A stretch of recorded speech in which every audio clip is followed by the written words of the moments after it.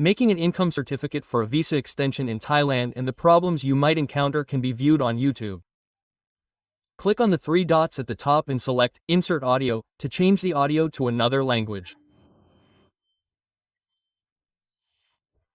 This is a financial document that can be used both when applying for a visa to enter Thailand and when applying for a visa extension in Thailand. We usually use it for non-immigrant visas, type 1 or 2. The most important ones are non-O spouses, or married, for that matter, or non-O retired. Financial documents are required. You can use either one. Choose one, but don't need to use the other two, an income certificate or a bank account balance. These are all fine and dandy, but these are becoming more and more complicated. If you're applying for a visa in Thailand, you'll need to open a Thai bank account. You can deposit money or, if you're retired, after you've applied for an extension, there's a condition that you have to deposit half of it continuously for another 3 months. There are a lot of conditions like this. Oh, and from another perspective, they say that if you don't use a bank account, you can use a certificate of income instead. Right? An income certificate, if you're not yet retired, we call it income. But if you're retired, we call it a pension. Retirement, etc., it's the same thing. According to the criteria, if a spouse uses an income certificate, it's 40,000 baht per month, which means the money in the account doesn't reach the 400,000 baht threshold that they said. You can use this income certificate instead. Or if you're retired, the money in the account doesn't reach 800,000 baht, you can use a certificate of income of 65,000 baht per month instead. You can use it. You can use it both when applying online before entering Thailand or when applying for a visa extension in Thailand. However, the limitation is that if we use this income certificate, we recommend that, whether it's a spouse or a retiree, apply for a no-no visa online before entering because you can use the documents in their country's language. If you do it in Thailand, everything must be certified as the original by the agency in that country. The translation must be certified into Thai, which will be complicated later. So, if you're applying from abroad, just use that document and send it. That's it. You don't have to do anything at all. Once you have the retirement income certificate, just show how much you have per month. Send that and apply for a visa. That's it. But if you're going to use it to apply for an extension of stay in Thailand, whether it's a spouse or retiree, it's the same. You can stay for 90 days initially and then you can request an extension for another year, right? That's where we have to go. The problem starts here. I have to talk about this video. It starts here. We have to, as I said earlier, certify that it's the original and not a fake by the agency of that country. And then have the translation certified in Thai. And now the problem is, who should we have ask the immigration office near our house first? We have to renew with the immigration office near our house. Is this really all they need? I mean, about the money. Not counting other documents, just the income certificate is fine, right? Do they need anything else? Because some immigration offices, as soon as you submit the income certificate, ask for anything else. Has anyone else encountered this? Someone once said they asked for this and that.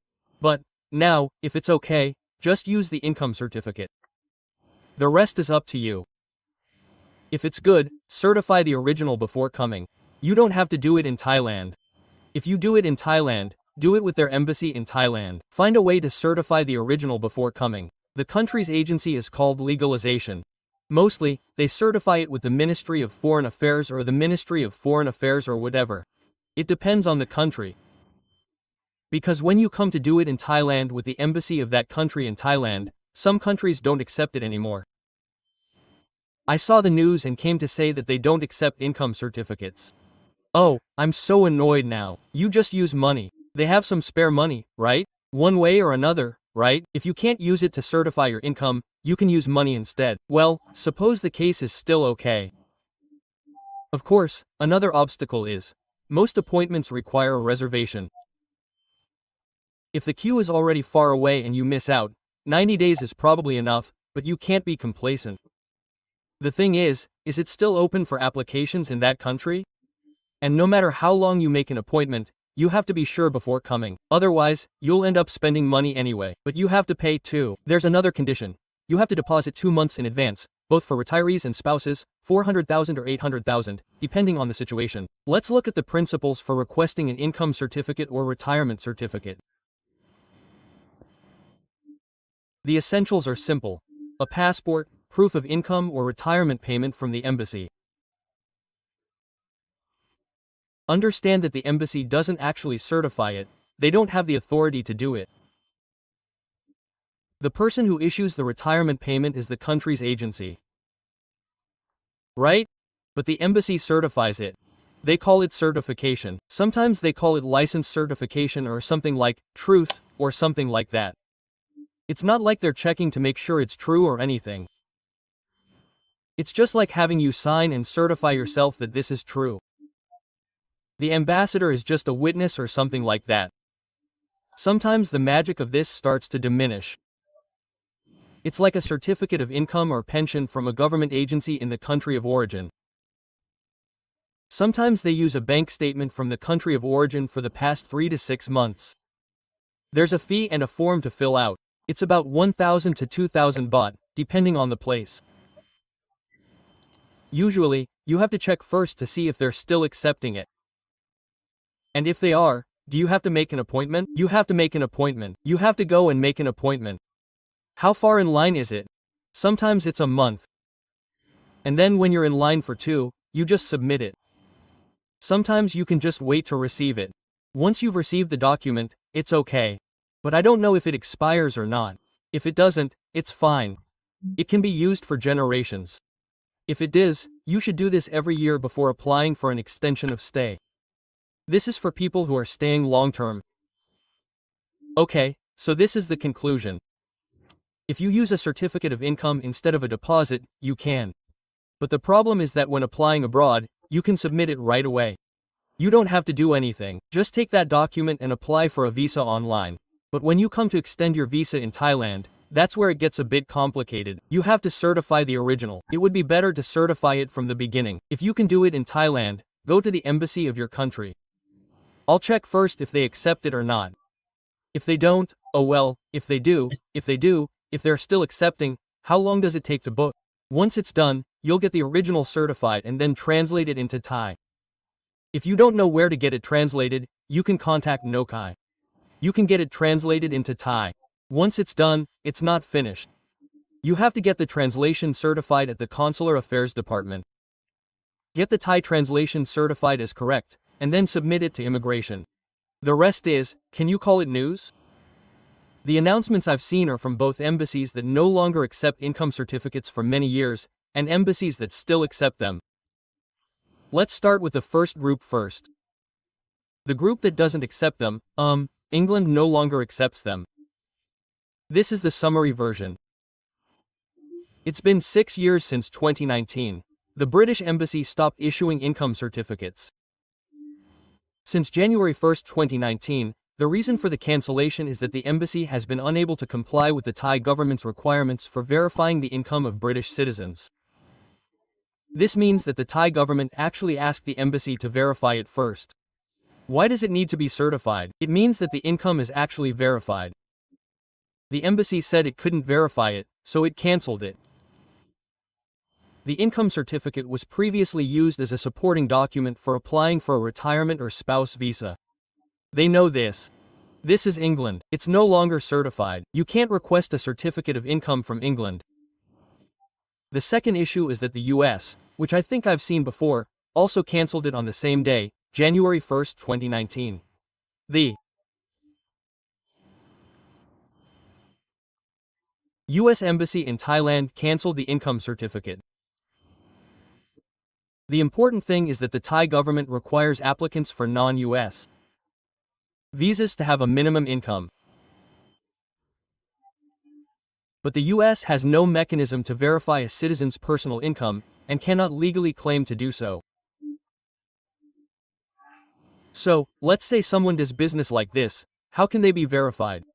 They might not know that much, right? Or even if they work for a company, they have to verify, which they probably don't want to waste their time doing. What we've done before wasn't a verification, but rather a verbal agreement, and the ambassador just signed it without verification. I guess the Thai government asked for this verification, so they said, "Oh, we can't do it, so we cancel it, no need to do it." So, US citizens should contact the Thai government to ask for income verification information to request a visa. Next, I'll continue with the next step because there are other ways to demonstrate eligibility for this non-visa type. It's the money I mentioned at the beginning. The United States doesn't do it. The third one, Norway, doesn't do it. They just announced it on May 26, 2015. Norwegian citizens in Thailand must find other ways to prove their financial status when applying for or extending a visa. The embassy has announced that it will stop issuing income certificates, which it previously provided. There's an announcement, but it's not a long one. It says that the type we provide doesn't require you to read the income certificate. But this is news. They said that, according to members of parliament and the chairman of the Labor and Social Affairs Committee, issuing certificates confirming pensions or income from Norway is not an urgent matter, or the missions that the law requires. He emphasized that consular assistants must focus on core services as stipulated by law. This is not his duty. Oh, that's true. You're bringing money from your country of origin to Thailand, as if you were bringing it to Thailand. Why would they be happy to give it to you, right? But, right now, when I looked on the Norwegian embassy's website, it's no longer available. They said that they can't provide the services you need. And this is a brief summary of the 3 places I've encountered. I don't know if there are any others. If anyone knows, please tell me. There are England, America, and Norway. As for the ones that still allow you to stay in Finland, this is the short version. The Finnish embassy may or may not issue a certificate of income based on a reliable salary certificate. That is, he didn't check. You gave him some form of money from Finland. And he certified what I just said. It's just a matter of truth as witness. In practice, you need to bring the original, signed certificate. I don't know how, but the embassy can't contact the issuer of the certificate to verify the accuracy of the income. They deny responsibility first. If you take it and it's invalid, it's not my business. This is because they didn't actually verify it. They just acknowledged it and testified that. This is probably true. They can't verify whether the issuer of the certificate has the right to issue such a certificate. When applying for a visa to reside in Thailand, the applicant is responsible for the accuracy of the information. Always present to the competent authorities. And another one that I've found is the last one, Germany. This one is still okay, which is through an appointment. Can issue an income certificate. Oh, this is an announcement in German. This is in Thai. Oh, for issuing a pension and income certificate to submit to the Thai immigration office. This is good because it has a heading in Thai like this. Oh, or should we translate it? Wait, the pension and income certificate to submit to Thai officials. Oh, there's a word for submitting to Thai officials. Oh, but it can only certify normal net monthly income, which includes pensions, salary, and rental income from Germany and income tax assessments. The only thing is, the documents are similar to what I mentioned earlier, and you have to make an appointment. There's a fee of over 1,000 baht. Germany still issues them, but I don't know what the future holds. So, to sum it up, it's another option if you don't show your financial status, which is getting more and more difficult. However, many countries don't issue them, so I'd like to know which other countries there are, but if you want me to search them all, oh man, sometimes it's difficult. I'd like to ask friends who have already contacted them and they didn't do anything. What other countries are there? So that we can compile and present them to others.